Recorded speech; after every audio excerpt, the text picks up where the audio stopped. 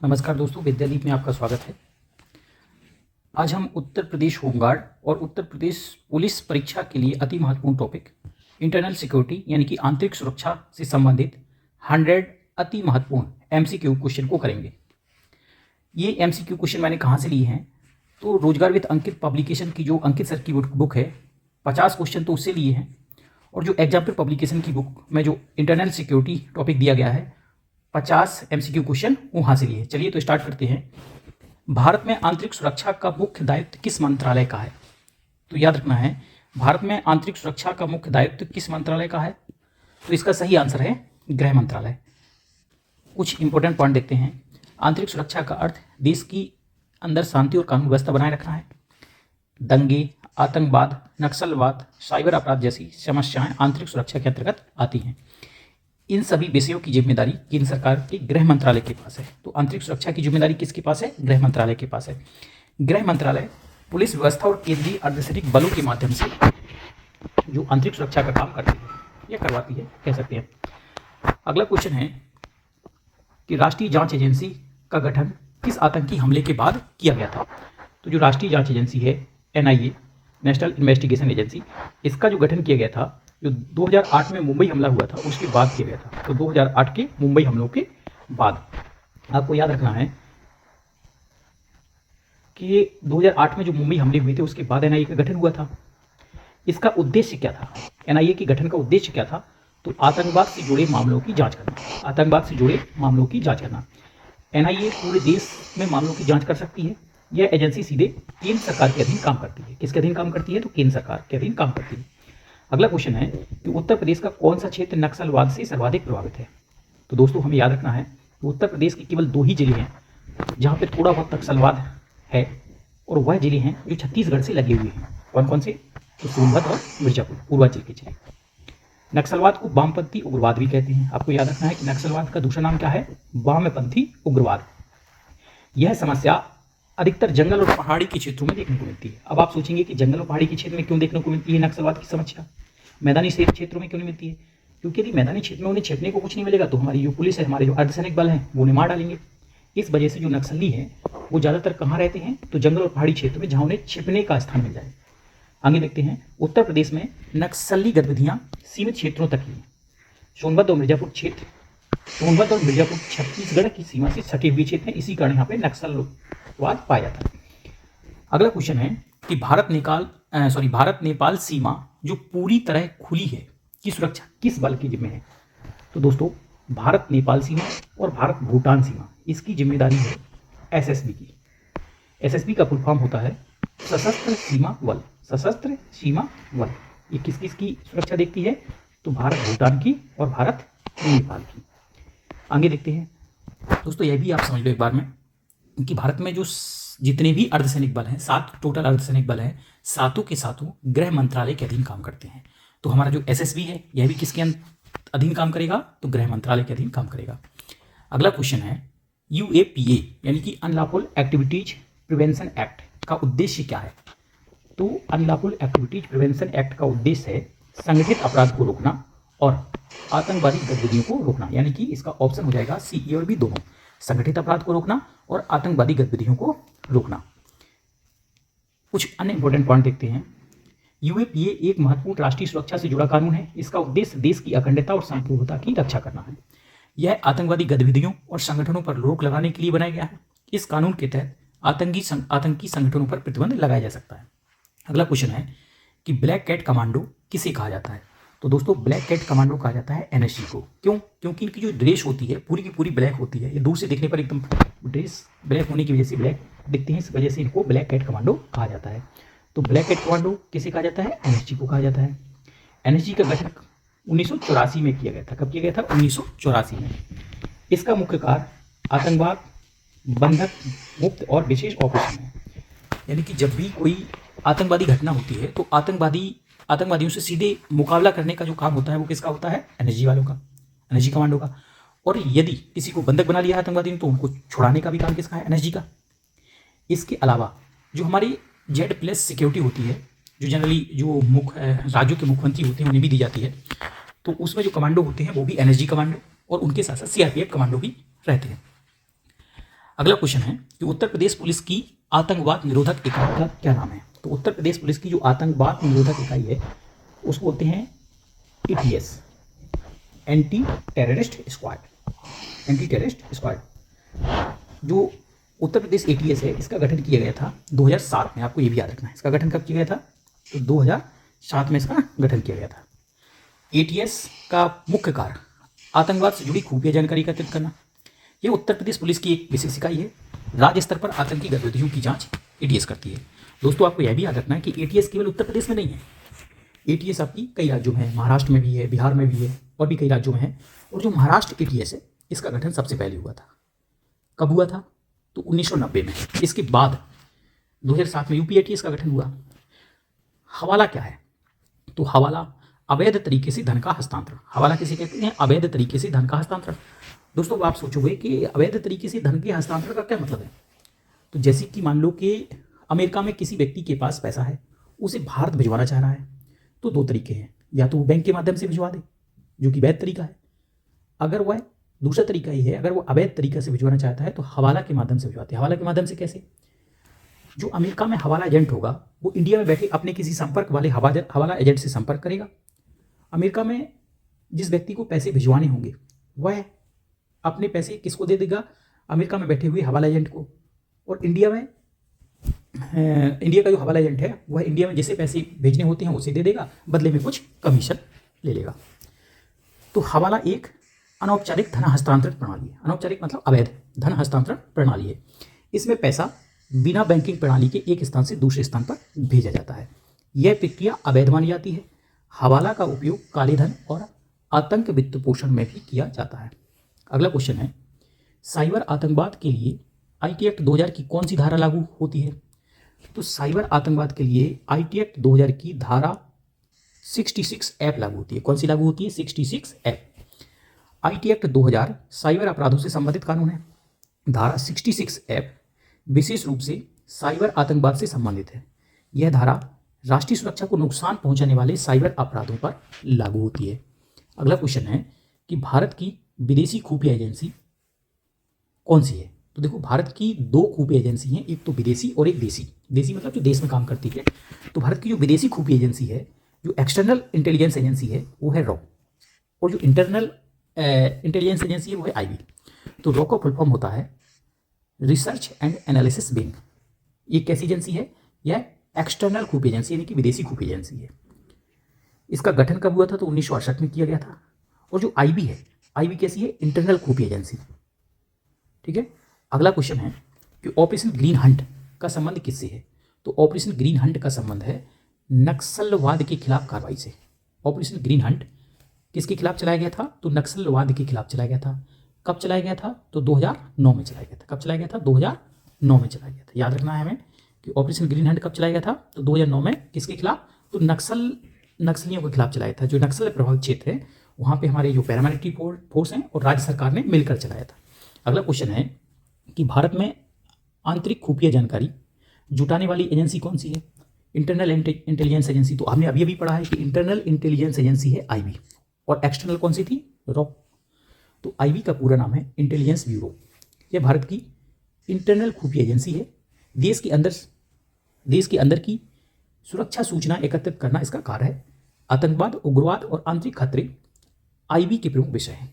अगला क्वेश्चन है, और हमें यह भी याद रखना है कि जो IB है और रॉ है किसके अधीन काम करती है, तो यह दोनों गृह मंत्रालय के अधीन काम करती हैं। राष्ट्रीय सुरक्षा अधिनियम यानी कि NSA, जिसे आम भाषा में हम रासुका बोलते हैं, किस वर्ष लागू हुआ था, तो रासुका लागू हुआ था 1980 में। कब लागू हुआ था, 1980 में।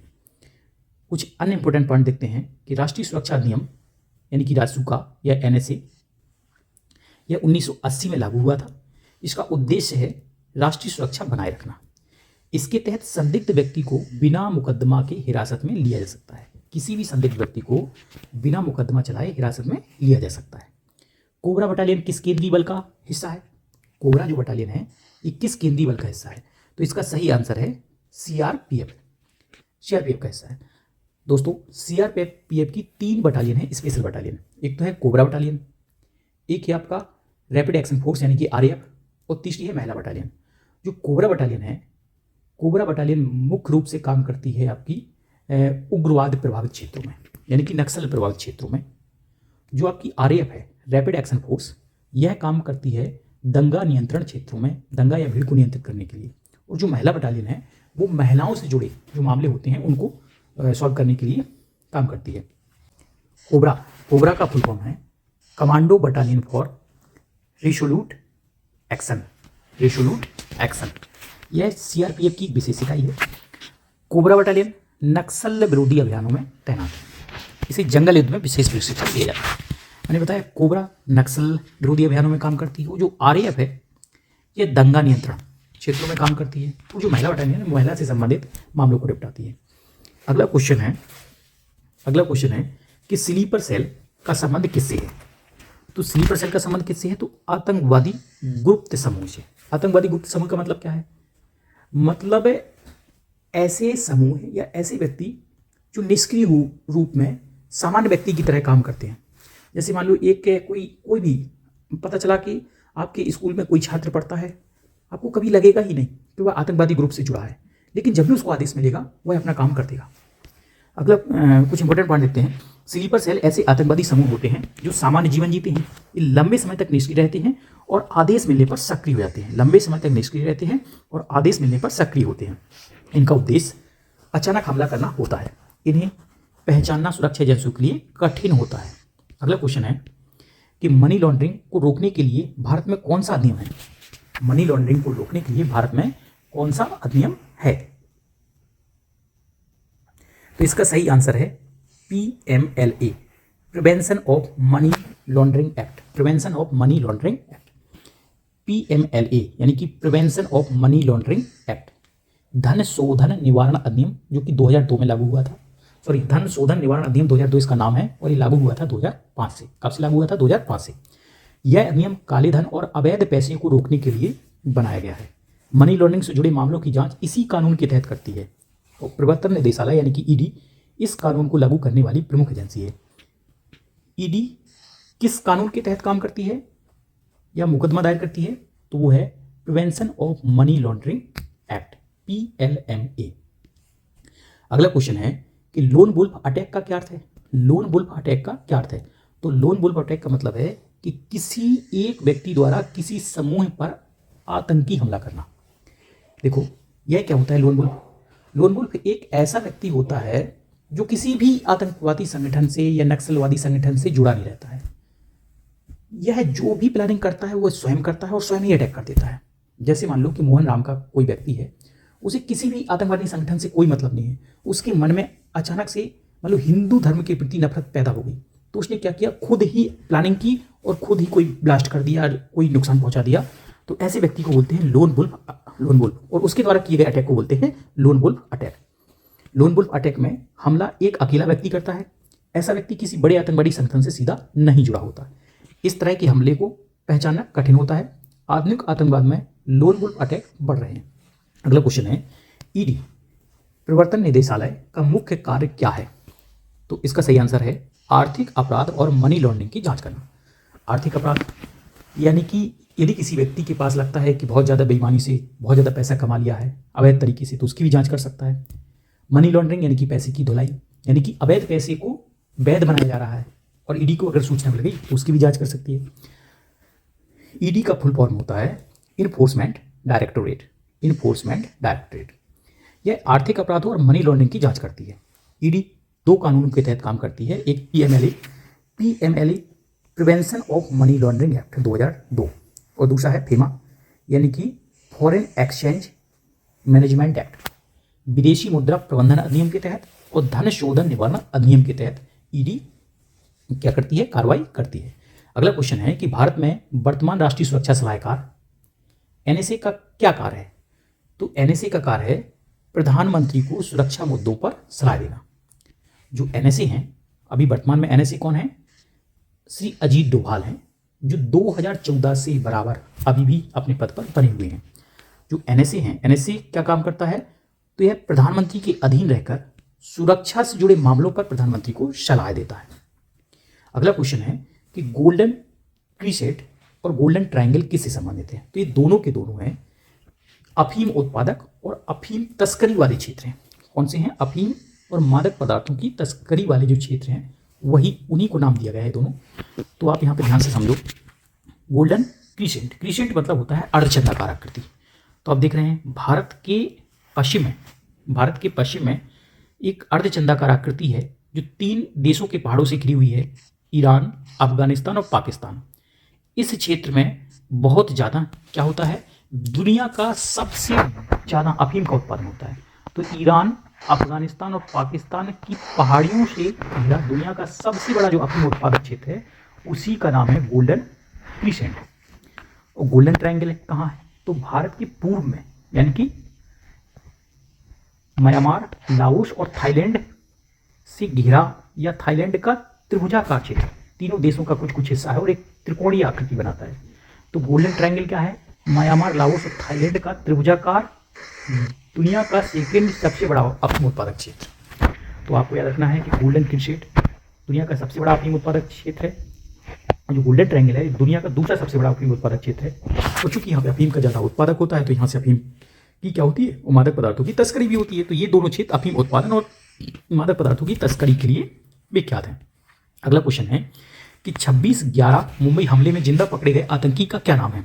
26/11 जो मुंबई हमला हुआ था 2008 में, उसमें एकमात्र आतंकी था जिसे जिंदा पकड़ा गया था, उसका नाम था अजमल कसाब।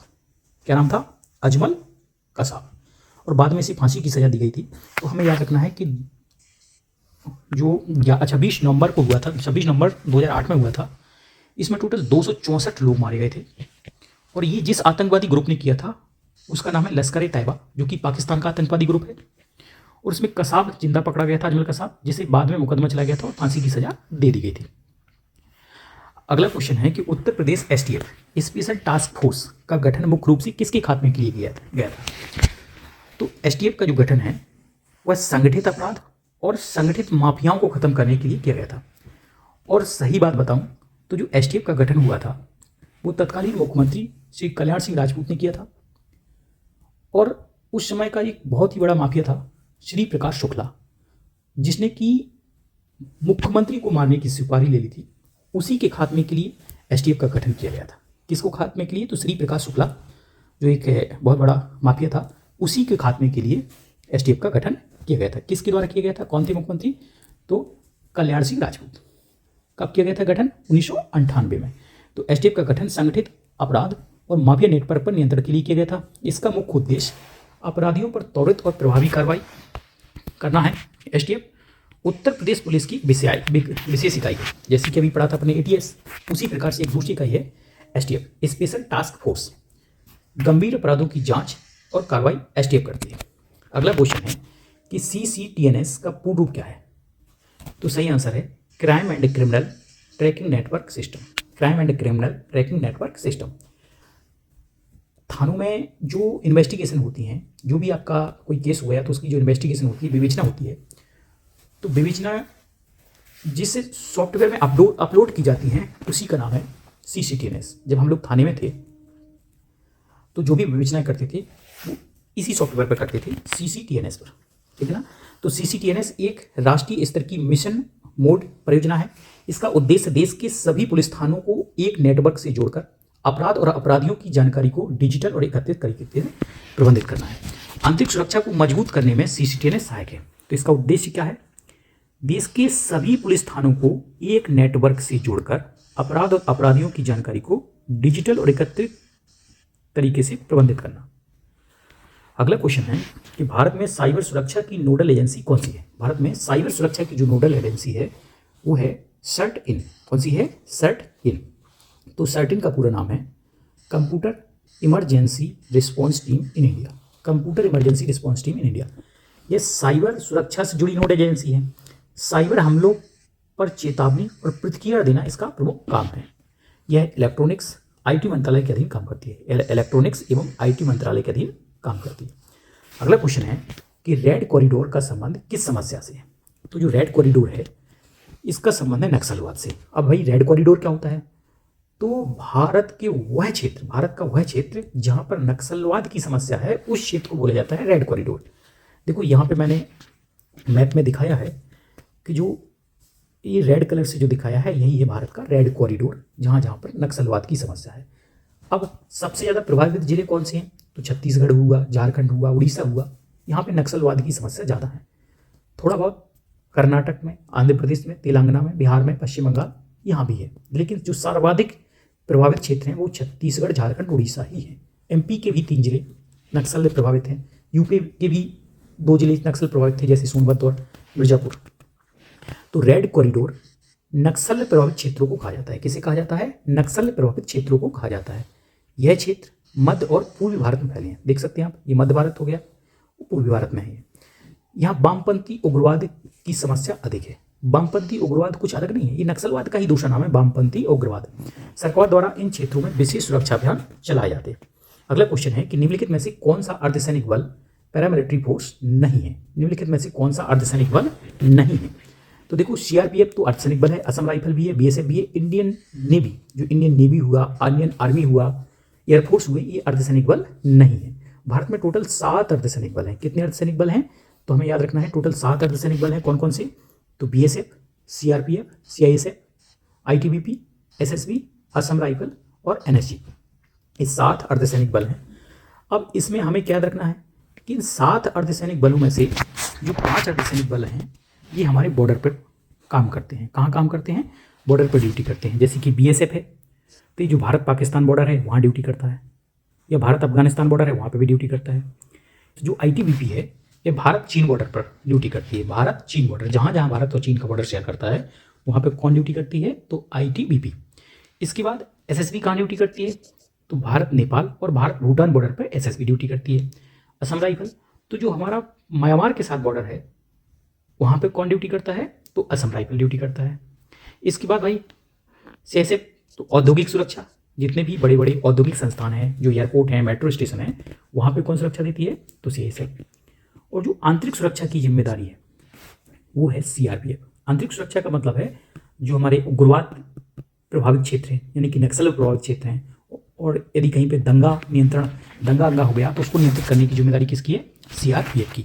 और एनएसजी, ये आतंकवाद विरोधी एक संगठन है। अगर भारत में कहीं पर भी कोई आतंकवादी घटना होती है तो उनसे सीधा मुकाबले करने की जिम्मेदारी किसकी है? NSG commando. आगे बात करते हैं।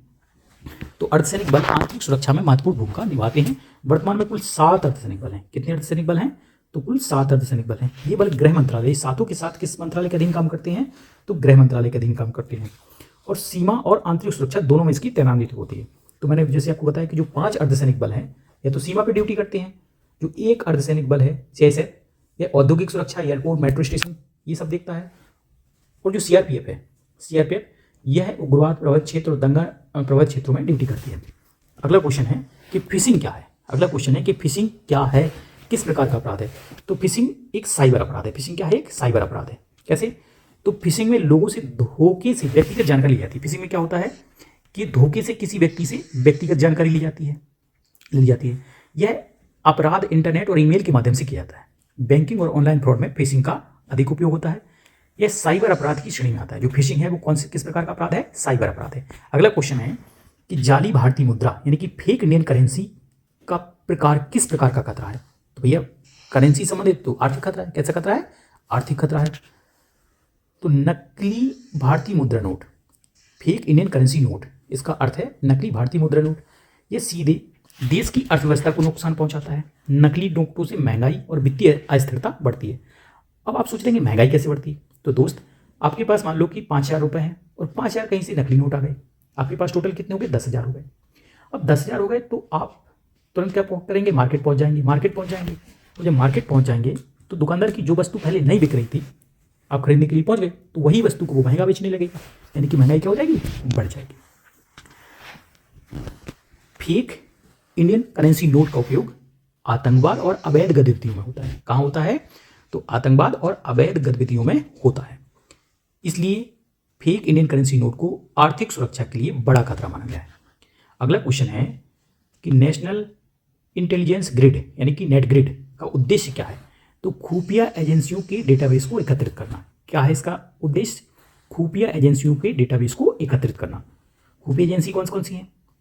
तो खुफिया एजेंसी है भाई आपकी रॉ हुई, आईबी हुई, एनआईए हुई, ये तीनों खुफिया एजेंसी हैं। तो नेट ग्रिड का उद्देश्य विभिन्न खुफिया एजेंसियों के डेटा को एक प्लेटफॉर्म पर लाना है।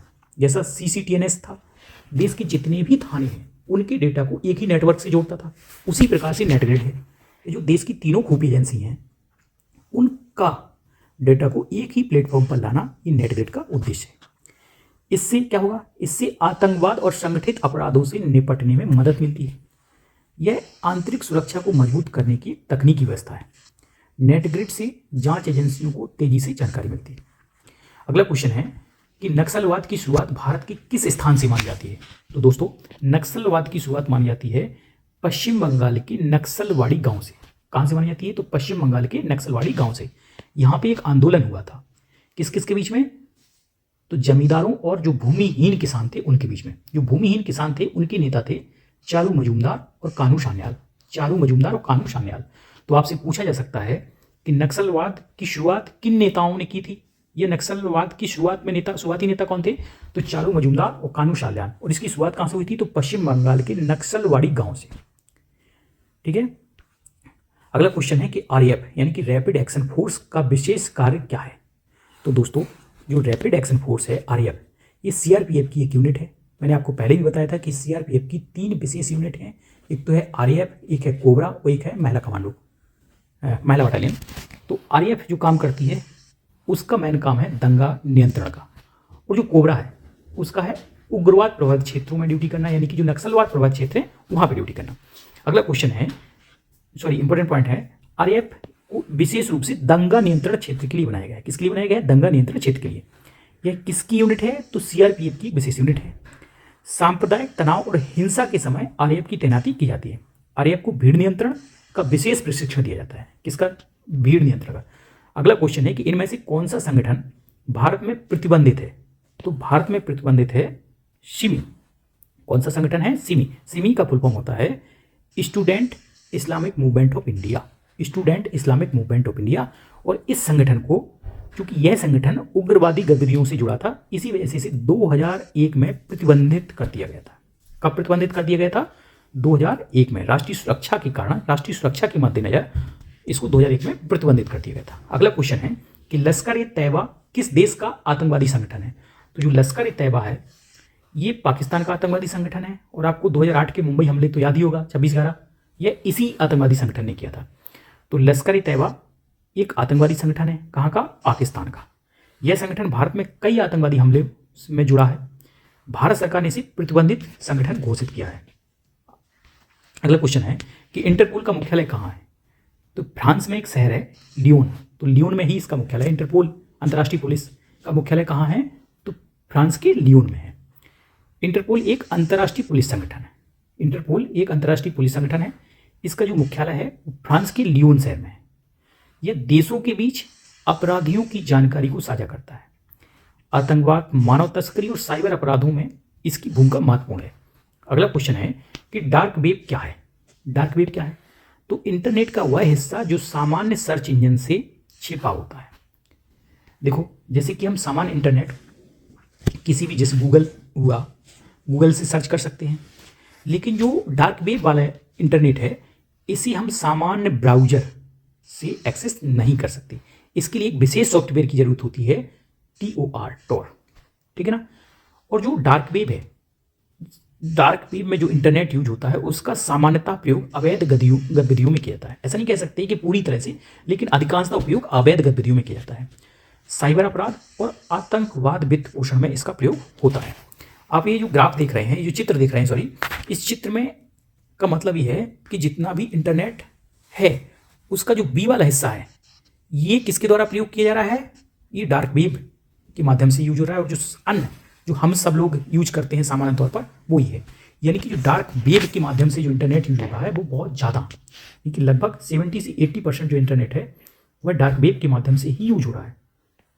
अगला क्वेश्चन है कि आतंकवादी गतिविधियों को रोकने के लिए टाडा कानून कब समाप्त किया गया।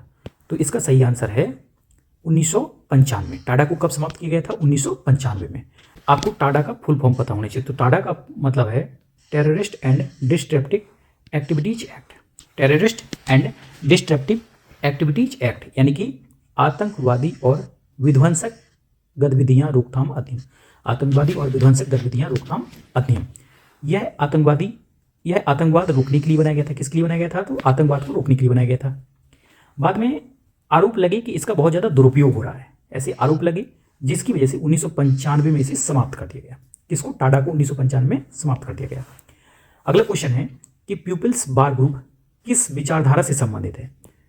PWG यानी कि पीपल्स बार ग्रुप, तो ये नक्सलवाद से संबंधित है। किससे संबंधित है? पीपल्स बार ग्रुप एक नक्सलवादी संगठन है। और बाद में नक्सलवादी यानी कि इसका संबंध वामपंथी उग्रवाद। वामपंथी उग्रवाद कुछ अलग नहीं है, नक्सलवाद को ही वामपंथी उग्रवाद कहते हैं। यह आंध्र प्रदेश और आसपास के क्षेत्रों में सक्रिय रहा। जो पीपल्स बार ग्रुप है ये कहाँ पे सक्रिय रहा? तो आंध्र प्रदेश और आसपास के क्षेत्रों में सक्रिय रहा। बाद में से CPI माओइस्ट में विलय कर लिया गया। CPI का मतलब होता है communist party of India Maoist. इसमें इसको क्या कर दिया गया? जो PWG था इसका CPI में विलय कर दिया गया। कब कर दिया गया? 2004 में। अगला क्वेश्चन है कि संसद भवन की सुरक्षा की जिम्मेदारी मुख्य रूप से किस विशेष बल की है? तो संसद भवन की जो सुरक्षा की जिम्मेदारी 2023-24 तक जो होती थी वो होती थी संसद सुरक्षा सेवा, parliament security service. Parliament security service एक फोर्स था, वही संसद की सुरक्षा करता था। लेकिन वर्तमान में अगर संसद की सुरक्षा की बात की जाए तो ये देखती है CISF।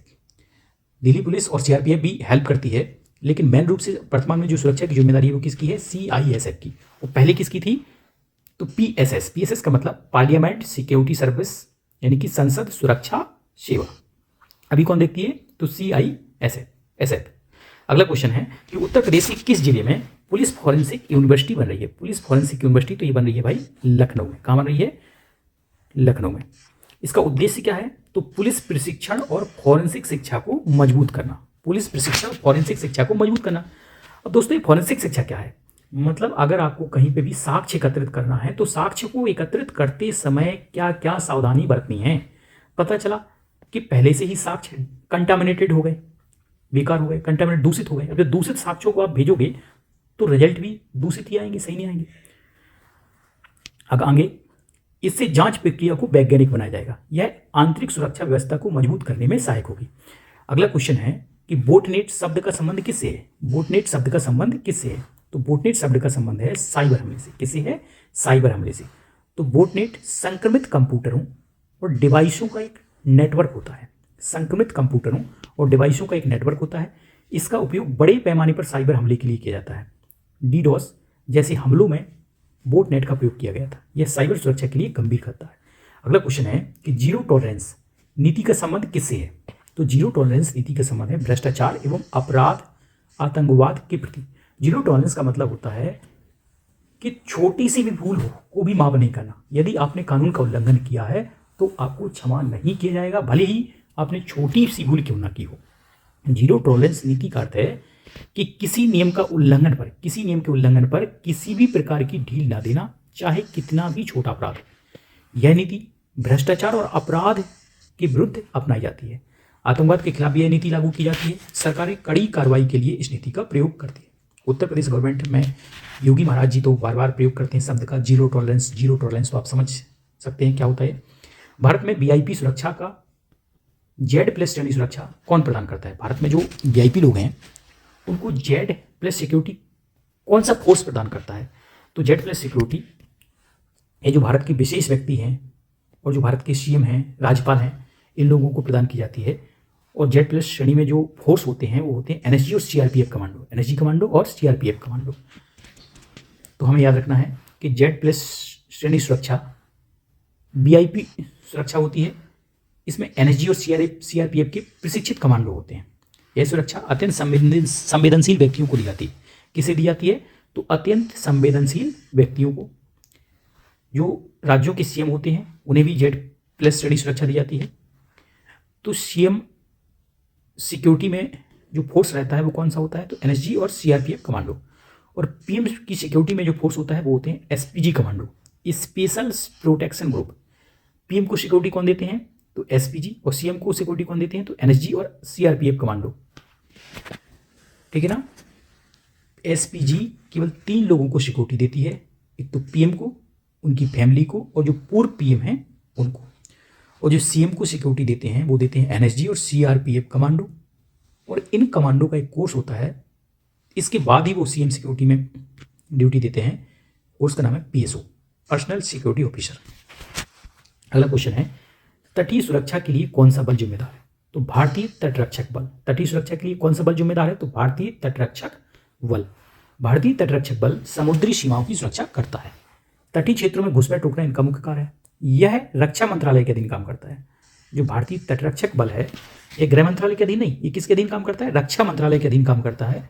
26/11 के बाद 2008 में जो 2008 में जो 26 नवंबर को जो हमला हुआ था, मुंबई हमला, उसके बाद तटीय सुरक्षा पर विशेष ध्यान दिया जा रहा है। क्यों भाई? क्योंकि उस समय जो आतंकवादी आए थे वो समुद्र के रास्ते ही भारत में आए थे, इस वजह से। अगला क्वेश्चन है, अफस्पा। अफस्पा कानून कहाँ लागू होता है?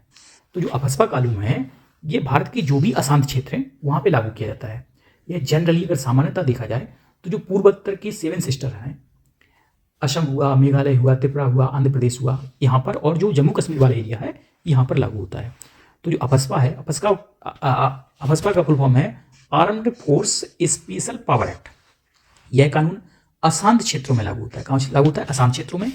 इसके तहत सुरक्षा बलों को विशेष अधिकार दिए जाते हैं। अगर ये जिस क्षेत्र में ये कानून लग जाता है उस क्षेत्र में जो सुरक्षा बल है उनको कुछ अतिरिक्त अधिकार मिल जाते हैं। उत्तर पूर्वी राज्यों में इसका अधिक प्रयोग होता है और जम्मू कश्मीर के कुछ क्षेत्रों में भी कभी कभी किया जाता है। अगला क्वेश्चन है कि ISIS की विचारधारा किस पर आधारित है? तो ये धार्मिक चरमपंथ और जिहादवाद पर आधारित है। किस पर आधारित है? तो धार्मिक चरमपंथ और जिहादवाद पर आधारित है। तो दोस्तों, ISIS एक कट्टरपंथी आतंकवादी संगठन है। कैसा संगठन है? आतंकवादी संगठन है। इसकी विचारधारा धार्मिक चरमपंथ पर आधारित है। यह हिंसा और आतंकवाद के माध्यम से लक्ष्य प्राप्त करता है। अंतर्राष्ट्रीय स्तर पर इसे आतंकी संगठन माना गया है। कैसा संगठन है? आतंकी संगठन है। और ISIS का फुल फॉर्म है Islamic state Iraq and Syria. Islamic state Iraq and Syria. और यह संगठन वैसे तो पूरे विश्व में सक्रिय है, लेकिन मेन रूप से इराक एंड सीरिया में सक्रिय है। अगला क्वेश्चन है कि मकोका कानून किस राज्य का है, जिसे अक्सर संगठित अपराध रोकने के लिए उदाहरण माना जाता है?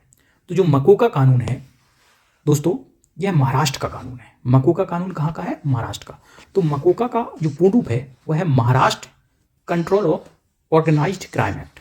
Maharashtra control of organised crime act, यानी कि महाराष्ट्र संगठित अपराध नियंत्रण अधिनियम 1999।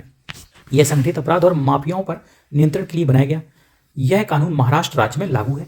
बाद में अन्य राज्यों में भी इसी के तहत कानून बनाए गए। अगला क्वेश्चन है कि लेफ्ट विंग एक्सट्रीमिज्म LWE किसे कहा जाता है?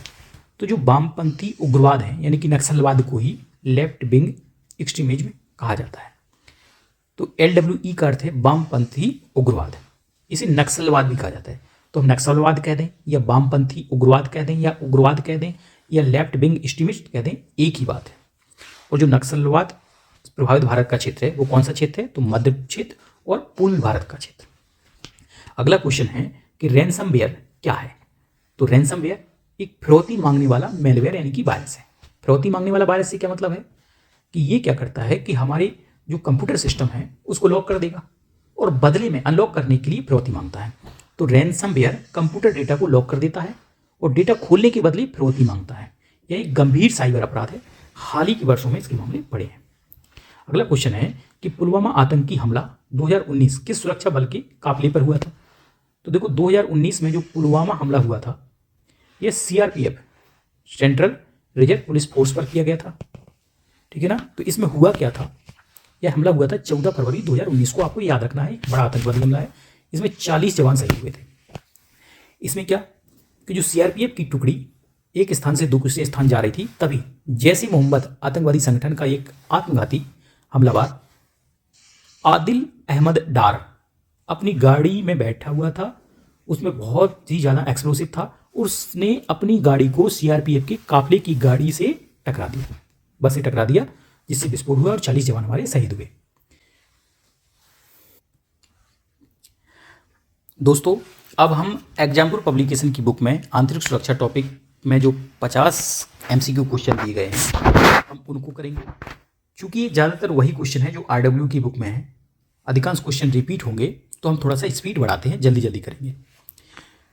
पहला क्वेश्चन है कि खुफिया ब्यूरो यानी कि IB किस मंत्रालय के अंतर्गत काम करता है? तो देखो, IB हुआ, रॉ हुआ, एनआईए हुआ, ये तीनों किस मंत्रालय के अधीन काम करते हैं? तो ये गृह मंत्रालय के अधीन काम करते हैं। ठीक है, गृह मंत्रालय हम पहले भी पढ़ चुके हैं, आगे चलते हैं। भारत में कितने केंद्रीय गुप्तचर पुलिस प्रशिक्षण विद्यालय हैं? तो भारत में कुल 7, पहले 5 थे, अब 7 हो गए हैं। तो भारत में केंद्रीय गुप्तचर पुलिस प्रशिक्षण विद्यालय कितने हैं? 7। कहाँ कहाँ हैं? तो एक है कोलकाता, हैदराबाद, चंडीगढ़, गाजियाबाद, जयपुर। 5 तो ये पहले थे, 2 अभी बन रहे हैं, तो बंगलुरु और त्रिपुरा, पूरी तरह से चालू नहीं हुए हैं। तो भारत में जो केंद्रीय सशस्त्र पुलिस बलों के प्रशिक्षण के लिए जो संस्थान है वो कितने हैं? 7 हैं। अगला क्वेश्चन है कि निम्नलिखित में से कौन सा केंद्रीय पुलिस बल कछार लेबी कहलाता है? क्या कहलाता है? कछार लेबी कहलाता है। और जो उत्तर पूर्व भारत में सबसे दूरस्थ और अल्प विकसित है, तो दोस्तों जो हमारा असम राज्य है, इसी का दूसरा नाम है कछार लेबी। जब सबसे पहले इसका गठन हुआ था असम राइफल का, तब इसका नाम कछार लेबी ही था। क्या था? कछार लेबी। भारत में जितने भी जितने का 7 जो पैरामिलिट्री फोर्स हैं, अर्धसैनिक बल हैं, उसमें जो सबसे पुराना है वो कौन सा है? असम राइफल। इसका गठन हुआ था 1835 में, अंग्रेजों ने किया था। और किस नाम से किया था? कछार लेबी के नाम से। बाद में इसका नाम बदलकर असम राइफल कर दिया गया। और ये ड्यूटी कहाँ देता है? तो भारत म्यांमार बॉर्डर पे, जो उत्तर पूर्व के राज्य हैं वहाँ पर ड्यूटी करता है, इतना याद रखना है। और जैसा कि मैं पहले ही बता चुका हूँ कि भारत के जो 7 पैरामिलिट्री फोर्स हैं वो सातों के सातों किसके अंतर्गत काम करते हैं? तो गृह मंत्रालय के अधीन काम करते हैं। अगला क्वेश्चन है केंद्रीय गुप्तचर प्रशिक्षण स्कूल कहाँ स्थित है? तो केंद्रीय गुप्तचर प्रशिक्षण स्कूल अभी हमने बताया कि 7 जगह स्थित हैं। उन 7 में से एक तो कोलकाता था, दूसरा हैदराबाद है, चंडीगढ़, गाजियाबाद, जयपुर, बेंगलुरु और त्रिपुरा। अगला क्वेश्चन है कि भारत में मादक पदार्थों की तस्करी और अवैध व्यापार से निपटने के लिए निम्नलिखित में से कौन सी एजेंसी जिम्मेदार है? तो आंसर है नारकोटिक्स कंट्रोल ब्यूरो। भारत में मादक पदार्थों की तस्करी और अवैध व्यापार से निपटने के लिए जो एजेंसी है उसका नाम है नारकोटिक्स कंट्रोल ब्यूरो, NCB। यह ड्रग तस्करी और अवैध व्यापार पर कार्रवाई करती है, अंतर्राष्ट्रीय ड्रग नेटवर्क पर भी निगरानी रखती है। और यह जो एजेंसी है यह भी किसके अधीन काम करती है? तो गृह मंत्रालय के अधीन काम करती है। अगला क्वेश्चन है कि CRPF का सबसे उपयुक्त पूर्ण नाम क्या है? तो CRPF का नाम है central reserve police force. Central reserve police force. Bharat में जो 7 पैरामिलिट्री फोर्स है उसमें जो सबसे बड़ा फोर्स है वो है CRPF का, और सबसे पुराना है असम राइफल। सबसे बड़ा केंद्रीय सशस्त्र पुलिस बल, ठीक है ना। CRPF का काम क्या है? तो दंगा नियंत्रण और उग्रवाद प्रभावित क्षेत्रों में ड्यूटी देता है। दंगा नियंत्रण और उग्रवाद प्रभावित क्षेत्रों में इसकी तैनाती होती है। अगला क्वेश्चन है कि अलगाववादी आंदोलन का संबंध किससे है? अलगाववादी आंदोलन का संबंध है एक अलग राज्य या स्वतंत्रता की मांग। जो अलगाववादी हैं यानी कि जो नक्सलवादी हैं उनकी मांग क्या है? तो अपना एक अलग राज्य या स्वतंत्र राज्य की मांग। अगला क्वेश्चन है, इंपॉर्टेंट पॉइंट। अगला क्वेश्चन है कि भारत में आतंकवाद से लड़ने के लिए एंटी टेररिस्ट स्क्वाड ATS का गठन कब किया गया था? तो दोस्तों सबसे पहले जो ATS का गठन किया था वो किया था महाराष्ट्र ने। कब किया था? तो महाराष्ट्र ने किया था 1990 में। इसके बाद कई राज्यों ने ATS बनाई, जिसमें उत्तर प्रदेश में भी ATS है, बिहार में भी ATS है, और भी राज्यों में ATS है। तो जो उत्तर प्रदेश की ATS है उसका गठन किया गया था 2007 में। ये आपके लिए इंपॉर्टेंट है। और इसका हेडक्वार्टर कहाँ पे है? लखनऊ में। और जो महाराष्ट्र ATS जो कि सबसे पहले, जो जितने भी देश में ATS हैं उनमें जो सबसे पहले गठन हुआ था वो महाराष्ट्र ATS का हुआ था। कब हुआ था? 1990 में। क्लियर। अगला क्वेश्चन है कि भारत में वामपंथी उग्रवाद नक्सलवाद का मुख्य कारण क्या है? तो भारत में जो नक्सलवाद का प्रमुख कारण है जनजातीय क्षेत्रों में गरीबी और असमानता। जो जनजातीय क्षेत्र हैं वहाँ पे बहुत ज़्यादा गरीबी होना, असमानता होना, जिसकी वजह से वो हमारी सरकार के प्रति उनमें असंतोष की भावना है, ठीक है ना, और वो सरकार का विरोध करते हैं। अगला क्वेश्चन है कि CRPF का निम्नलिखित में से वह कौन सा विशेष विंग है जो दंगा और भीड़ जैसी स्थितियों से निपटने के लिए बनाया गया है? तो मैं आपको पहले भी बता चुका हूँ कि जो CRPF का रैपिड एक्शन फोर्स है ये दंगा और भीड़ नियंत्रण से निपटने के लिए बनाया गया है। और जो कोबरा फोर्स है वह उग्रवाद यानी कि नक्सलवाद प्रभावित क्षेत्रों में ड्यूटी करता है। अगला क्वेश्चन है कि भारत की सीमाओं की सुरक्षा और अवैध घुसपैठ को रोकने के लिए कौन सा बल मुख्य रूप से जिम्मेदार है? सीमाओं की सुरक्षा। तो सीमाओं की सुरक्षा कोई 1-2 बल नहीं करते, 5 बल ऐसे हैं जो भारत की सीमाओं की सुरक्षा करते हैं, 5 अर्धसैनिक बल। लेकिन ऑप्शन में जो दिए गए हैं उसमें से केवल बीएसएफ है, बॉर्डर सिक्योरिटी फोर्स, जो सीमा की सुरक्षा करता है। अब कौन सी सीमा की सुरक्षा करता है बीएसएफ? तो भारत पाकिस्तान और भारत अफगानिस्तान बॉर्डर की सुरक्षा करता है बीएसएफ। सीआरपीएफ, तो सीआरपीएफ बॉर्डर पे ड्यूटी नहीं करता, भारतीय सेना भी बॉर्डर पे ड्यूटी नहीं करती है। और जो राष्ट्रीय सुरक्षा गार्ड है यह भी बॉर्डर पे ड्यूटी नहीं करती है। अगला क्वेश्चन है कि भारत में ऑपरेशन ऑल आउट का संबंध किस समस्या से है? तो ऑपरेशन ऑल आउट यह जम्मू कश्मीर में आतंकवाद विरोधी अभियान था। आतंकवादियों को जम्मू कश्मीर से भगाने के लिए चलाया गया था। कब चलाया गया था? 2017 में। और इसमें किस किसने हिस्सा लिया था? तो जो हमारे अर्धसैनिक बल हैं और जो स्टेट पुलिस है, दोनों ने हिस्सा लिया था। अर्धसैनिक बलों ने भी, आर्मी ने भी, और स्टेट पुलिस, यानी कि सुरक्षा बलों द्वारा संयुक्त अभियान चलाया गया था। अगला क्वेश्चन है कि निम्नलिखित में से कौन सी सेना जो भारत सरकार की महत्वपूर्ण एजेंसियों में से है 1982 से वार्षिक कैलाश मानसरोवर की सुरक्षा व्यवस्था संभालती है? कैलाश मानसरोवर की सुरक्षा व्यवस्था, आपको पता है कि जो कैलाश मानसरोवर है वो कहाँ है? तिब्बत में। तो भारत तिब्बत यानी कि भारत चीन बॉर्डर पे जो सुरक्षा ड्यूटी दे रही है वो कौन सा फोर्स दे रही है? तो भारत तिब्बत सीमा पुलिस, आईटीबीपी। अगला क्वेश्चन है कि निम्नलिखित में से कौन सी भारत की बाहरी खुफिया एजेंसी है जो विदेशी खुफिया जानकारी एकत्रित करती है? यानी कि एक्सटर्नल इंटेलिजेंस एजेंसी पहले ही बता चुका हूं कौन सी है, रॉ। और इंटरनल खुफिया एजेंसी कौन सी है? तो आईबी। निम्नलिखित में से कौन सा दिन केंद्रीय रिजर्व पुलिस बल सीआरपीएफ का स्थापना दिवस के रूप में मनाया जाता है? तो सही आंसर है 14 अप्रैल। क्यों? क्योंकि 14 अप्रैल 1939 में सीआरपीएफ का गठन हुआ था। 14 अप्रैल 1939 में सीआरपीएफ का गठन हुआ था। ठीक है ना। आंतरिक सुरक्षा विभाग, आंतरिक सुरक्षा विभाग निम्नलिखित में से किस मंत्रालय के अंतर्गत काम करता है? तो जो आंतरिक सुरक्षा विभाग है वह गृह मंत्रालय के अंतर्गत काम करता है। किसके अंतर्गत काम करता है? गृह मंत्रालय के अंतर्गत काम करता है।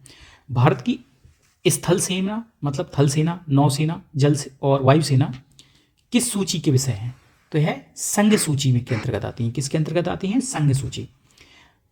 अगला क्वेश्चन है कि भारत में साइबर हमलों से निपटने और साइबर सुरक्षा बढ़ाने के लिए कौन सी नोडल एजेंसी जिम्मेदार है? तो साइबर हमलों से निपटने, और इसको हम पहले भी पढ़ चुके हैं, इसका सही आंसर है भारतीय computer emergency response team, CERT In.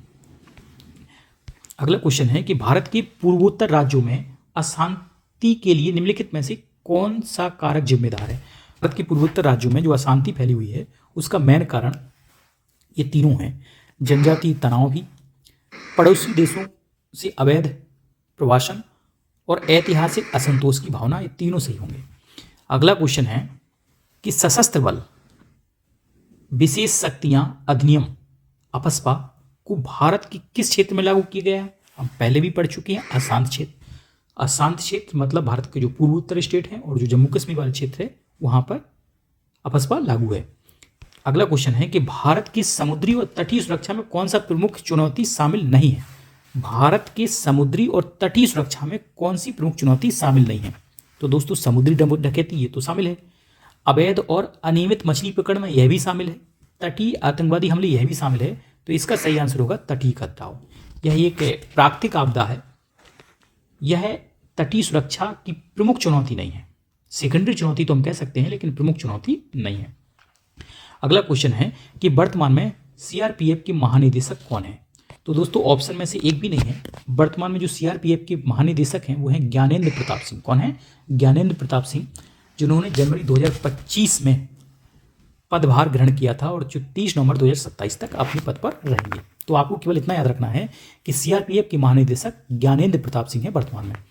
अगला क्वेश्चन है कि पूर्वोत्तर भारत में विद्रोह के प्रमुख कारणों में से ये क्या है? पूर्वोत्तर भारत में विद्रोह के प्रमुख कारणों में से ये क्या है? तो पूर्वोत्तर भारत में विद्रोह के प्रमुख कारणों में से सबसे जो प्रमुख कारण है वो है सामाजिक अलगाव और जातीय संघर्ष। पूर्वोत्तर भारत में बहुत सारी जातियां हैं जो आपस में संघर्षरत रहती हैं। सामाजिक अलगाव भी वहाँ की प्रमुख समस्या है। अगला क्वेश्चन है निम्नलिखित में से कौन भारत में सबसे पुराना अर्धसैनिक बल है? तो मैंने पहले ही बताया कि सबसे पुराना अर्धसैनिक बल है असम राइफल और सबसे बड़ा है सीआरपीएफ। असम राइफल 1835 में इसका गठन हुआ था। वो किस नाम से गठन हुआ था? तो कछार लेबी के नाम से गठन हुआ था। इसका दूसरा नाम पूर्वोत्तर का प्रहरी भी है। मतलब अगर आपसे पूछा जाए कि पूर्वोत्तर का प्रहरी किस अर्धसैनिक बल को कहा जाता है, तो असम राइफल को कहा जाता है। असम राइफल का गठन किस समय नाम क्या था, तो कछार भी था। क्लियर है। अगला, और ये कहाँ सुरक्षा देती है, तो भारत नेपाल सॉरी असम राइफल ये पूर्वोत्तर भारत में यानी कि भारत म्यांमार सीमा पर अपनी सुरक्षा देती है। अगला क्वेश्चन है कि सीमा सुरक्षा बल यानी कि बीएसएफ, तो बीएसएफ का गठन कब हुआ था, तो बीएसएफ का गठन हुआ था 1 दिसंबर 1965 में। 1 दिसंबर 1965 में भारत पाक युद्ध के बाद बीएसएफ का गठन भारत पाक युद्ध 1965 में जो भारत पाकिस्तान युद्ध हुआ था उसके बाद किया गया था। ठीक है। इसका मुख्य उद्देश्य क्या है, तो अंतर्राष्ट्रीय सीमाओं की सुरक्षा करना। जो बीएसएफ है वो किस बॉर्डर की सुरक्षा करती है, तो भारत पाकिस्तान और भारत अफगानिस्तान बॉर्डर की। असम राइफल का मुख्यालय कहाँ है, तो असम राइफल का मुख्यालय है शिलोंग में, मेघालय की राजधानी शिलोंग में। ठीक है ना। अगला क्वेश्चन है, असम राइफल बताया कहाँ पे ड्यूटी करती है, तो भारत म्यांमार बॉर्डर पे ड्यूटी करती है। सेवा और निष्ठा किस केंद्रीय अर्धसैनिक बल का आदर्श वाक्य है, सेवा और निष्ठा, तो ये सीआरपीएफ का आदर्श वाक्य है। किसका आदर्श वाक्य है, सीआरपीएफ का आदर्श वाक्य है, सेवा और निष्ठा। अगला क्वेश्चन है कि भारत में रेड कॉरिडोर शब्द किससे संबंधित, तो अभी हम पढ़ चुके हैं। रेड कॉरिडोर मतलब भारत का वह क्षेत्र जहां पे नक्सलवाद फैला हुआ है उस क्षेत्र को बोलते हैं रेड कॉरिडोर। अगला क्वेश्चन है कि Indo Tibet border police ITBP का गठन कब हुआ था, तो आईटीबीपी का गठन हुआ था 24 अक्टूबर 1962 को। कब हुआ था, 24 अक्टूबर 1962 को। 24 अक्टूबर 1962 को। ये कहाँ ड्यूटी करती है, तो भारत चीन बॉर्डर पर। यह बल हिमालय और दुर्लभ क्षेत्रों में कार्य करता है, पर्वतीय युद्ध और सीमा निगरानी में विशेष। अगला क्वेश्चन है कि वर्तमान में राष्ट्रीय सुरक्षा गार्ड एनएसजी के महानिदेशक कौन है। 30वां क्वेश्चन है कि एनएसजी के महानिदेशक कौन है, तो एनएसजी के महानिदेशक हैं बी श्रीनिवासन। कौन है, इनके महानिदेशक हैं बी श्रीनिवासन। अगला क्वेश्चन है कि सशस्त्र सीमा बल एसएसबी सशस्त्र सीमा बल का गठन कब हुआ था, दोस्तों एसएसबी का गठन हुआ था भारत चीन युद्ध के बाद 1963 में। 1962 में हुआ था भारत चीन युद्ध, और उस युद्ध के बाद 1963 में एसएसबी का गठन हुआ था। एसएसबी का गठन कब हुआ था, तो 1963 में। ठीक है ना। एसएसबी का जब गठन किया गया था उस समय इसका नाम था विशेष सेवा ब्यूरो। एसएसबी का सबसे पहला नाम क्या था, विशेष सेवा ब्यूरो। बाद में इसका नाम क्या कर दिया गया था, सशस्त्र सीमा बल एसएसबी। और एसएसबी कहाँ ड्यूटी देती है, तो भारत नेपाल और भारत भूटान बॉर्डर पर, भारत नेपाल और भारत भूटान सीमा पर तैनात है। वर्तमान में आईबी के प्रमुख कौन है, वर्तमान में आईबी के प्रमुख हैं तपन कुमार डेका। कौन है, तपन कुमार डेका। ठीक है ना। अगला क्वेश्चन है कि जागृति अरनिस किस केंद्रीय पुलिस संगठन का आदर्श वाक्य है, तो जागृति अरनिस ये आसूचना ब्यूरो या इंटेलिजेंस ब्यूरो आईबी का आदर्श वाक्य है। जागृति अरनिस किसका आदर्श वाक्य है, तो आईबी का आदर्श वाक्य है। ठीक है। अगला क्वेश्चन है कि राष्ट्रीय अपराध रिकॉर्ड ब्यूरो का गठन कब हुआ था, तो ये हुआ था 1986 में, 11 मार्च 1986। या केवल आपको 1986 याद रखना है कि national crime record bureau NCRB national crime record bureau का गठन क्या है, गठन 1986 में हुआ था। ठीक है ना। इसका काम क्या है, तो ये भारत में अपराधों के सांख्यिकी विश्लेषण का प्रमुख स्रोत है। जितने भी अपराध होते हैं तो अपराध संबंधी आंकड़ों को संकलित करने का, एक तो होता है SCRB state crime record bureau, और ये है नेशनल क्राइम रिकॉर्ड ब्यूरो।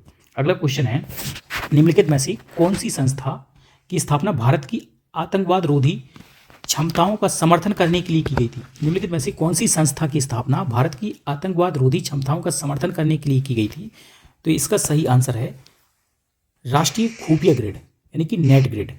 राष्ट्रीय खुफिया grid net grid. Net grid क्या है, तो जो हमारी खुफिया एजेंसी हैं उनके डाटा को एक ही प्लेटफॉर्म पर प्रोवाइड कराती हैं।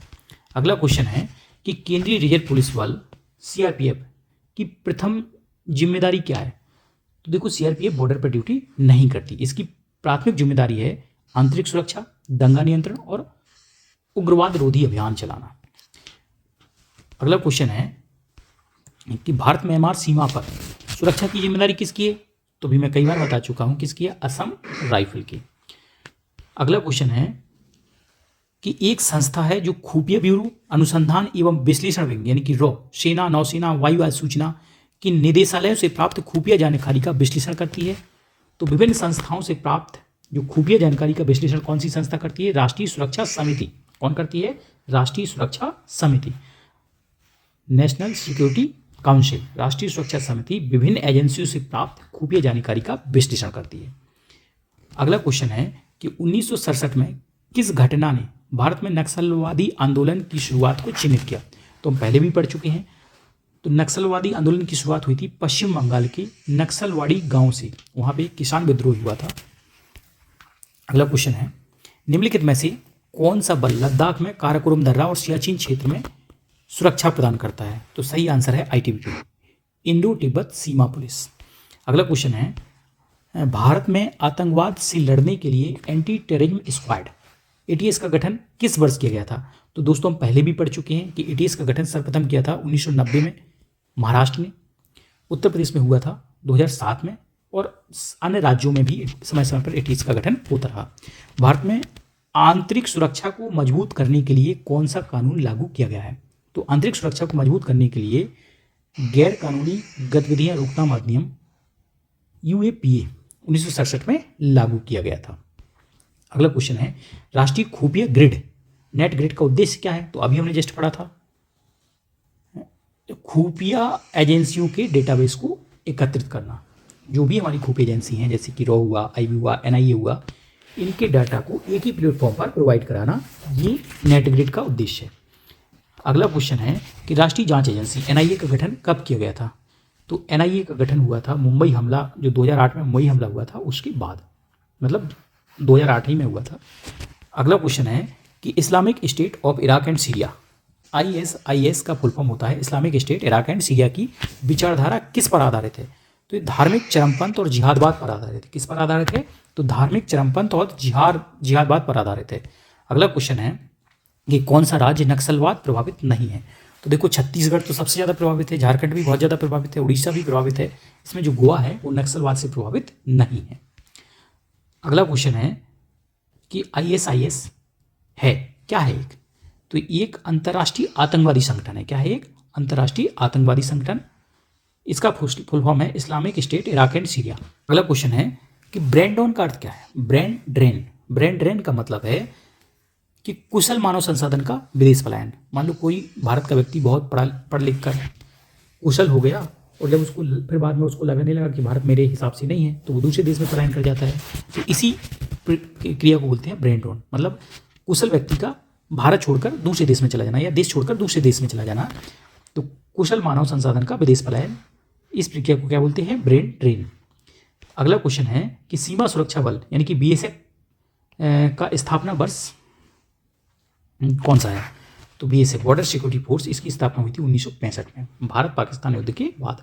1965 में भारत पाक युद्ध के बाद बीएसएफ का गठन किया गया था। गृह मंत्रालय के अधीन काम करती है।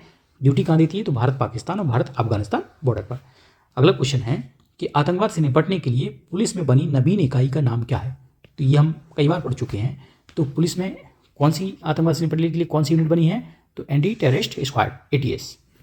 सबसे पहले कहाँ बनी थी? महाराष्ट्र मुंबई में 1990 में। उत्तर प्रदेश में कब बनी? 2007 में।